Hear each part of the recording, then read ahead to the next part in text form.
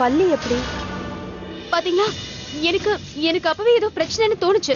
இந்த பாத்திரமும் நம்மளது கிடையாது. யாரோ நம்மள கொல்ல முயற்சி பண்றாங்க. கிண்ணத்துல யாரோ சோயா எடுத்துட்டு வந்திருக்காங்க. ஆனா அது உனக்கு தெரியல. அப்படின்னா அது யாரா இருக்கும்? ராதா பணத்து மேல இருக்கிற ஆசையாலதான் தன்னோட பையனை மாமாவோட பையனை சொல்லி ஏமாத்திரதா நினைச்சிட்டு இருக்காங்க. ஆனா விஷம் கொடுத்து கொல்ற அளவுக்கு என்ன விரோதம்னு தெரியலையே. அத கண்டிப்பா கண்டுபிடிச்சாகணும். ஆகாஷ் அம்மா இந்த வீட்டுல எந்த பிரச்சனையும் பண்ண நான் விட மாட்டேன். என்ன மீறி அவங்க இந்த வீட்டுக்குள்ள வந்து எந்த பிரச்சனையும் பண்ணவும் முடியாது. எனக்கு அதெல்லாம் தெரியாது மாமா. ஆனா நான் ஒரு விஷயத்த மட்டும் உறுதியா சொல்லுவேன். இந்த வேலையை ராதா தான் செஞ்சிருக்கணும்.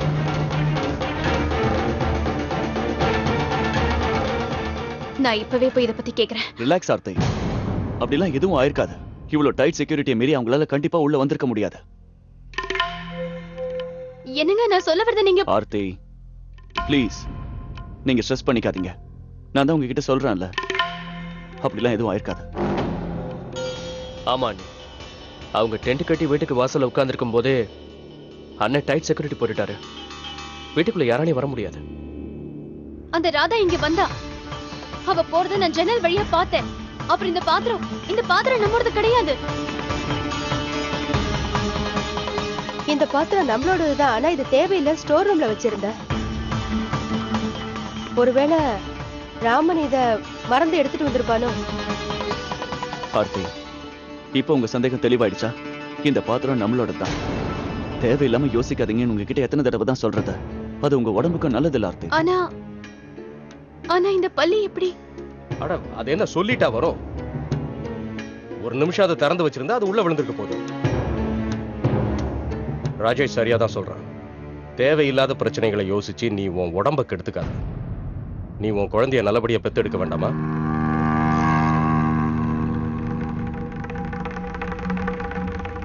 வேற ஏதாவது இருக்கும்ல, எடுத்துட்டு வா.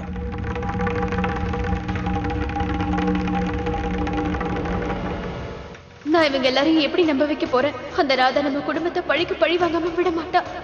ஆனா நான் இருக்கிற வரைக்கும் அந்த ராதாவால எதுவும் செய்ய முடியாது.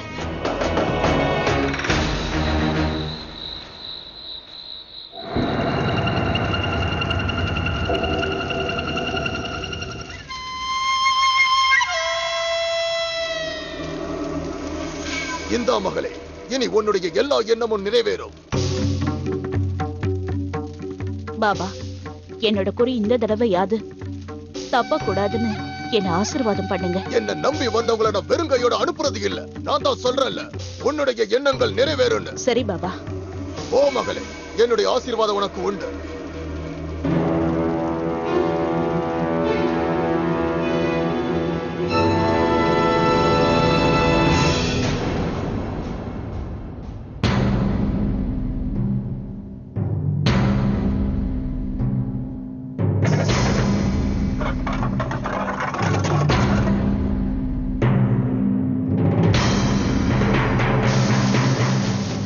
இது எந்த செட்டோடதும் இல்ல,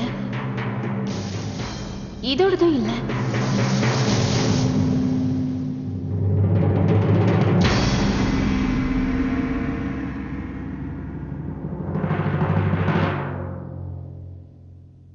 அம்மா அம்மா அம்மா அம்மா, நானும் பிரியாவும் பானுவும் தாத்தா பாட்டியோட ரூம்ல தூங்க போறோம். அவங்க எங்களுக்கு கதை சொல்ல போறாங்க.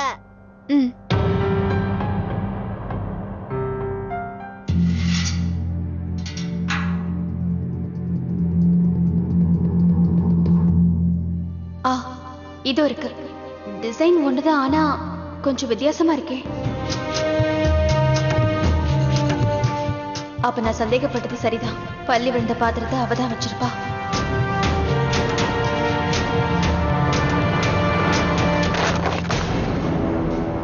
சத்தம் ஏ ரூம்ல இருந்தா வருது. என்னங்க?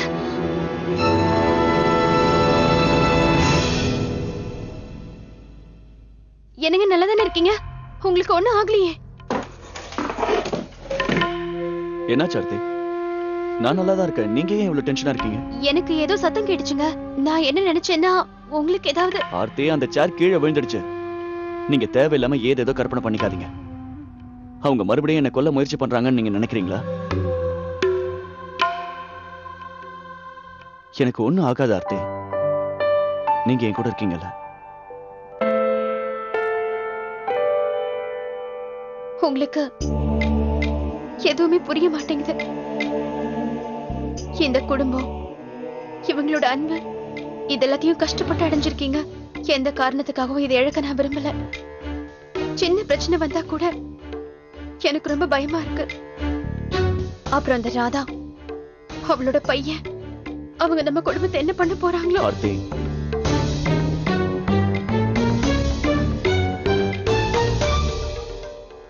அவங்களால நம்மள ஒண்ணும் பண்ண முடியாது. நாம ஒண்ணா இருக்கோம். அது மட்டும் இல்ல, நம்ம கூட அம்மா, அப்பா, நம்மளோட குடும்பமே இருக்கு. ஆர்த்தி, நம்மளோட சந்தோஷத்தை யாராலையும் கெடுக்க முடியாது.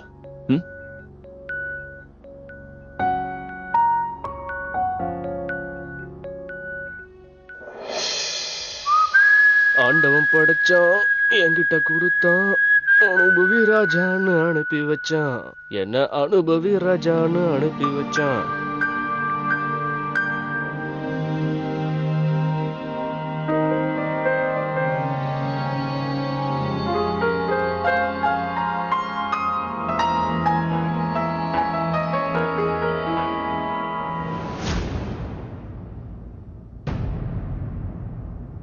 இவ வேற. வாப்பா வா, வந்து உட்காரு. உட்காரு உட்காரு உட்காரு. என்ன வேணும்? என்ன பண்றீங்க? அட கடவுளே, கத்தி எதுக்கு? கத்தி கத்தி இருக்குமா?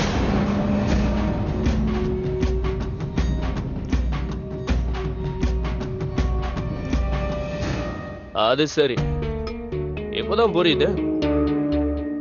உங்க செல்ல மகனுக்கு நீங்க திருஷ்டி கழிக்கிறீங்க போல இருக்க. எல்லாம் எனக்கு ஏதாவது பேய் பிடிச்சிருக்குன்னு நினைச்சிட்டு பேய ஓட்டிக்கிட்டு இருக்கீங்களா? ஆமா, உனக்கு நான் திருஷ்டி தான் கழிக்கிறேன். உன்னோட உரிமைக்காக நீ போராடிக்கிட்டு இருக்கேல்ல, அத நினைச்சா எனக்கு ரொம்ப பயமா இருக்குப்பா. உனக்கு ஏதாவது ஆயிடுச்சுன்னா? என்னம்மா நீங்க தேவையில்லாம பயப்படாதீங்க. முதல்ல உட்காருங்க, உட்காருங்க. நீங்க பயப்படுற மாதிரி எல்லாம் ஒண்ணும் ஆகாது. இந்த ஊர்ல இருக்கிற எந்த ஆம்பளைக்கும் என் நிழல டச் பண்றதுக்கு கூட தைரியம் கிடையாது. எனக்கு ஒண்ணும் ஆகாதுமா. அப்படியே போனாலும் நம்ம கிட்ட இழக்கிறதுக்கு என்ன இருக்கு? மரியாதையும் இல்ல, பணமும் இல்ல. இப்ப உண்மையிலேயே பயப்பட வேண்டியது அந்த சிந்தியா குடும்பம் தான். உண்மையான கௌரவம் இல்ல, உண்மையான மரியாதையும் இல்ல, ஆனா பணத்தை மட்டும் வச்சுக்கிட்டு இந்த ஊரையை ஏமாத்திட்டு இருக்காங்க. நாளை நாள் தான்மா, இன்னும் 4 நாள்ல அந்த டிஎன்ஏ டெஸ்டோட ரிப்போர்ட் வந்துடும். அதுக்கப்புறம் இந்த வீட்டுக்குள்ள உரிமையோட தைரியமா கால் எடுத்து வைக்கலாம். அந்த வீட்டுக்கே நீங்க தான் மகாராணியா இருக்க போறீங்கம்மா. நீங்க எல்லாரையும் ஆட்டி வைக்கலாம், வேலைக்காரங்களை கை தட்டி கூப்பிடலாம். யார் யாரெல்லாம் நம்மளோட உரிமையை நம்ம கிட்ட இருந்து பறிச்சாங்களோ அவங்களுக்கான முடிவு நெருங்கிக்கிட்டு இருக்கு. 30 வருஷம். இந்த 30 வருஷத்துல ஒவ்வொரு நாளும் எத்தனை பேர்கிட்ட நான் அவமானப்பட்டிருப்பேன், அசிங்கப்பட்டிருப்பேன். அது எல்லாத்துக்கும் சேர்த்து வச்சு நான் அவங்கள பழிவாங்க. அட கடவுளே, இத்தனை வருஷமா நான் ஒளிச்சு வச்சிருந்தேன். இந்த ரகசியம், அந்த உண்மை தெரிஞ்சதும் வெளியில வந்துருச்சுன்னா நான் என்ன பண்றது? இல்ல இல்ல, அந்த மாதிரி ஏதாவது நடந்தா எல்லாமே பிரச்சனை ஆயிடும். நான் இப்போ ஏதாவது செஞ்சே ஆகணும்.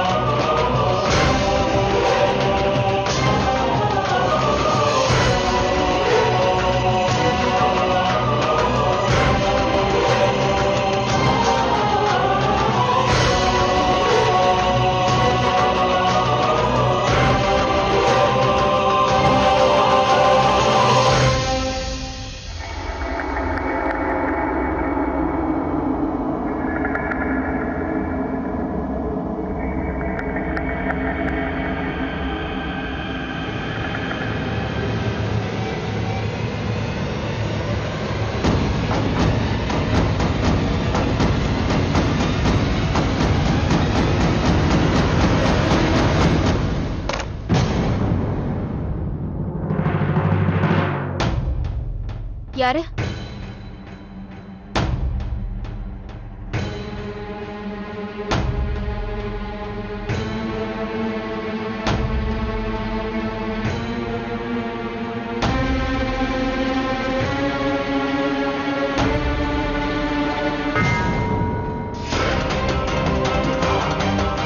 யாரு?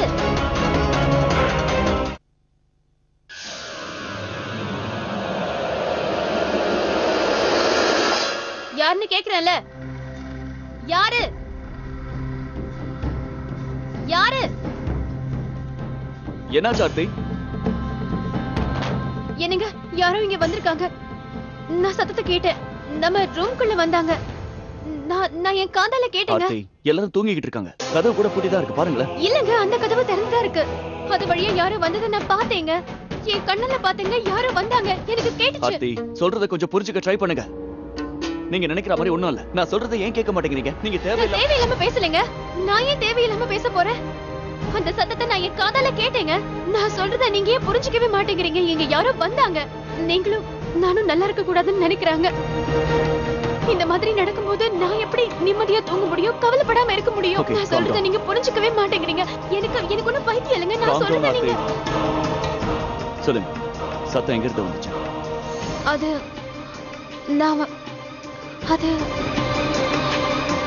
இந்த பக்கம் தான். இங்க இருந்தா வந்துச்சு. ஆமாங்க, செயின் சத்தம் தான் கேட்டுச்சு. அதுக்கப்புறம் தான் நான் எழுந்து லைட் போட்டேன். ஆர்த்தி, அப்புறம் நான் சத்தம் வந்திருந்தா நானும் உடனே எழுந்திருப்பேன்.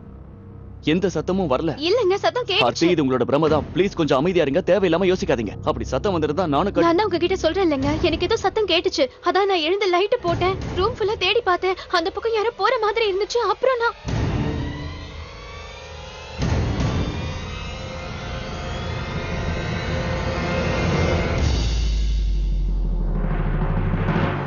என்ன பாக்குறீங்க?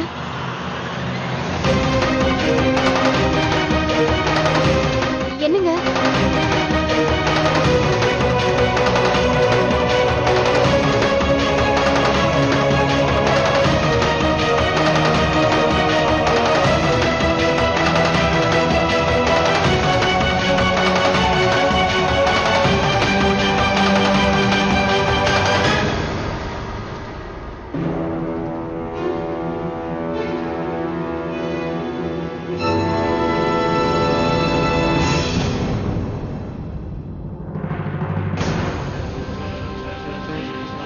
இங்க யாரோ வந்திருக்காங்க.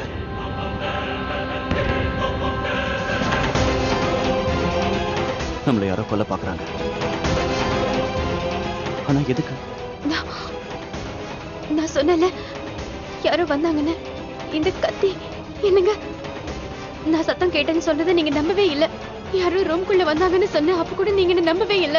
ஏதோ தப்பா நடக்குதுன்னு நான் சொல்லிக்கிட்டே இருந்தேன். யாரோ நம்மள கொல்ல வந்திருக்காங்க. யாரோ வந்திருக்காங்க. என்னங்க ப்ளீஸ் ஏதாவது பண்ணுங்க, எனக்கு பயமா இருக்கு.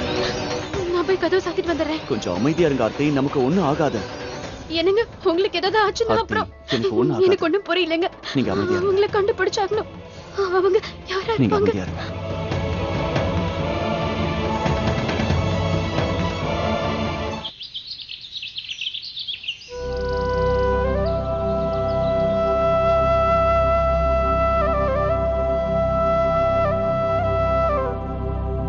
அம்மா,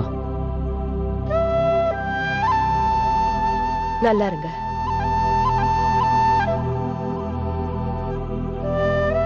அந்த கடவுள் என் குழந்தைங்க மேல யார் கண்ணு படாம பாத்துக்கணும். அப்புறம் ராஜேஷ், உன்கிட்ட ஒண்ணு சொல்லணும்னு நினைச்சேன். ஒரு நிமிஷம் இரு, இதோ வந்துடுறேன்.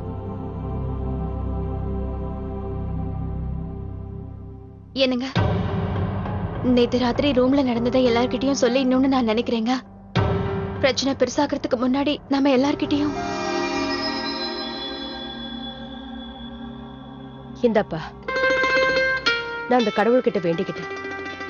உனக்கும் உங்க அப்பாவுக்கு இருக்கிற பிரச்சனை எல்லாம் சரியா போய் நம்ம குடும்பத்துல இருக்கிறவங்க எல்லாரும் ஒண்ணு சேர்ந்துட்டாங்கன்னா நான் உன்னை தர்காவுக்கு அனுப்பி வச்சு உன் கையில கயிறை கட்டிக்க சொல்றேன்னு வேண்டிக்கிட்டேன்.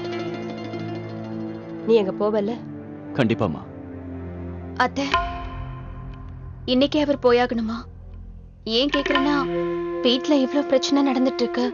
இவரு ஆர்த்தி, அம்மா சாமி கிட்ட வேண்டிக்கிட்டு இருக்காங்கல்ல, நான் கண்டிப்பா போய் தான் ஆகணும். ஆமா ஆர்த்தி, பிரச்சனையெல்லாம் முடிஞ்சு போச்சேன்னு தான் நான் அவனை போக சொல்றேன். ஒரு தடவை நீங்க அங்க போயிட்டு வந்தா நம்ம குடும்பத்துல இருக்கிற எல்லா பிரச்சனையும் தீர்ந்து போயிடும், எந்த ஆபத்தும் வராது. சரி, அப்ப நானும் உங்க கூட வரேங்க. இல்ல வேண்டாம் ஆர்த்தி, இன்னைக்கு குழந்தைங்களுக்கு ஸ்கூல் லீவ், அதனால நீங்க அவங்க கூட கண்டிப்பா இருந்தே ஆகணும். இல்லனா அவங்க ரொம்ப ஃபீல் பண்ணுவாங்க. நீ ஒரு வேலை பண்ணு ராஜேஷ், இங்க இருந்து 12 மணிக்கே கிளம்பி ராத்திரிக்குள்ள சீக்கிரமா வீட்டுக்கு திரும்பி வந்துரு. என்ன? சரிம்மா. இந்தாப்பா.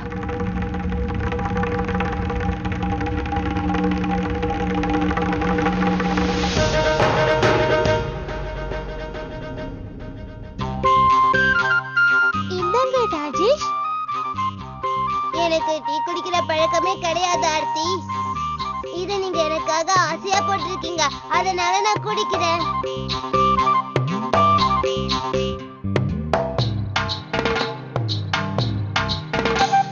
என்னங்க, என் வளையல் உடைஞ்சு போயிடுச்சு. சீக்கிரமா நீங்க கடைக்கு போய் எனக்கு வளையல் வாங்கிட்டு வாங்க. சரிங்க ஆர்த்தி, நான் உங்களுக்காக கடைக்கு போய் புது வளையல் வாங்கிட்டு வரேன்.